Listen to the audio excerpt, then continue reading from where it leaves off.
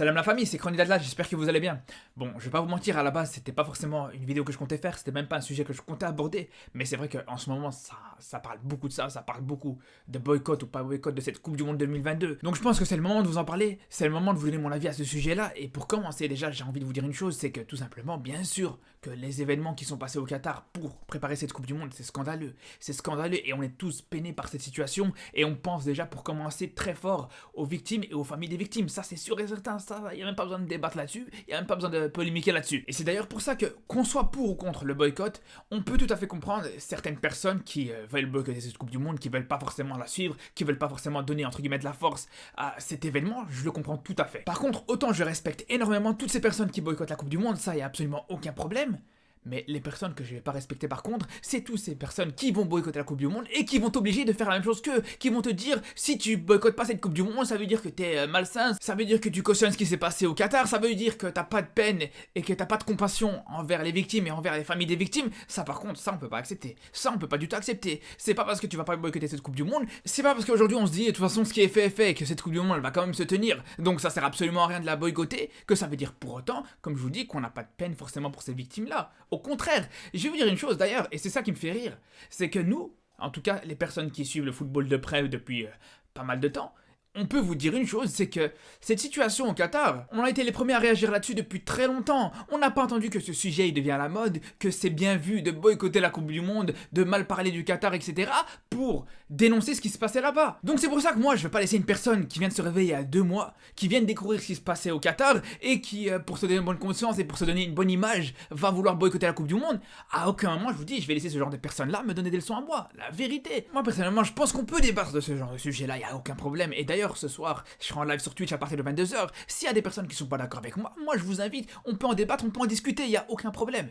Mais je vous dis la vérité les gars, si c'est pour venir donner des jugements de valeur, franchement ça sert absolument à rien. Parce qu'aujourd'hui c'est facile, la vérité c'est tellement facile de venir taper sur ces supporters, sur ces passionnés de football qui vont sur cette Coupe du Monde juste parce qu'ils l'attendent depuis 4 ans. Et je peux même vous dire qu'il y a absolument aucun passionné de football qui est content aujourd'hui que cette Coupe du Monde se déroule au Qatar. Et je vous dis la vérité, à part peut-être les Qataris, peut-être. Mais à part ça, on aurait bien aimé bien sûr que cette Coupe du Monde se passe au Brésil, en Argentine, en Espagne, en Uruguay, je sais rien, mais n'importe où. Mais dans des pays de football peut-être, mais pas forcément dans ce genre de pays qui ont eu cette Coupe du Monde qui leur a été attribuée, on sait très bien comment, on va pas se mentir, on s'en rappelle très bien, il y a quelques années d'ici, quand la Coupe du Monde 2018 a été attribuée à la Russie et que la Coupe du Monde 2022 a été attribuée au Qatar, on était tous scandalisés. À ce moment-là, déjà, on était tous scandalisés parce qu'on savait très bien qu'est-ce qu'il y avait derrière ça. On savait très bien que c'était juste une question d'argent. On savait très bien que c'était dans des pays qui n'avaient pas forcément un grand respect des droits de l'homme. Mais c'est à ce moment-là qu'il fallait parler. C'est à ce moment-là qu'il fallait agir.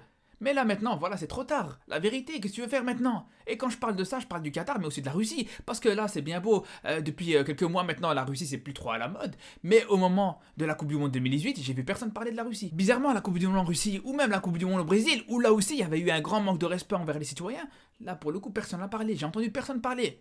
Et justement, par rapport à cette Coupe du Monde en Russie, moi, sincèrement, j'aurais été le premier à être content si cette Coupe du Monde elle n'était pas passée en Russie, parce que on s'en rappelle, en 2018 les 2 candidats principaux pour l'organisation de cette Coupe du Monde c'était la Russie et la Belgique. Donc franchement, entre une Coupe du Monde en Russie, avec tout ce qu'on connaît au niveau des droits de l'homme et au niveau du régime qui est en place, ou une Coupe du Monde en Belgique, je pense que le choix il est vite fait. Mais bon, à ce moment-là, c'est vrai qu'il y avait absolument personne qui avait parlé. Ce qui est dingue, c'est que justement, les gens, on dirait qu'ils n'ont pas forcément la même facilité quand il faut boycotter des Qataris que quand c'est d'autres personnes. Mais bon, ça c'est un autre débat. Mais c'est un petit peu comme pour l'Ukraine qui s'est portée candidat, quand même, avec l'Espagne et le Portugal, pour organiser une Coupe du Monde en 2030.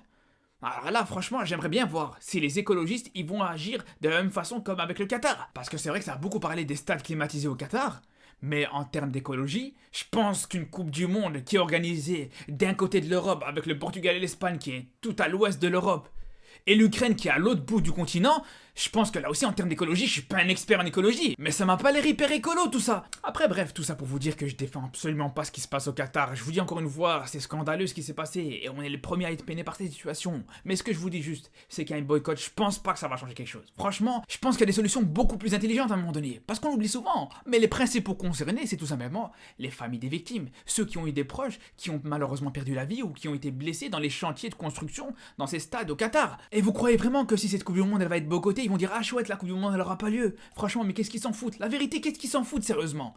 Au contraire, justement, je pense que l'idéal, ce serait de profiter de cette Coupe du Monde et profiter de l'argent énorme que va apporter cette Coupe du Monde pour leur apporter un petit pourcentage, pour leur apporter quelque chose et justement qu'ils puissent profiter aussi de cet événement-là. Donc c'est clair qu'aujourd'hui, un boycott de cette Coupe du Monde, ça va peut-être embêter un petit peu le gouvernement qatari qui aura de toute façon des liasses de billets pour s'essuyer leurs larmes, vous inquiétez pas pour eux. Mais si cette Coupe du Monde, elle peut avoir lieu et qu'elle peut apporter ne serait-ce qu'un petit réconfort à ces familles de victimes, au moins sur le plan financier, alors là je peux vous dire que je soutiendrai cette Coupe du Monde jusqu'au bout. En tout cas, moi je vous dis, je suis ouvert au débat. Si vous voulez en discuter, si vous voulez débattre là-dessus, moi je vous dis, ce soir je serai en live sur Twitch et on peut en parler, il n'y aura aucun problème. Donc je vous dis à très très vite et surtout d'ici là, prenez soin de vous.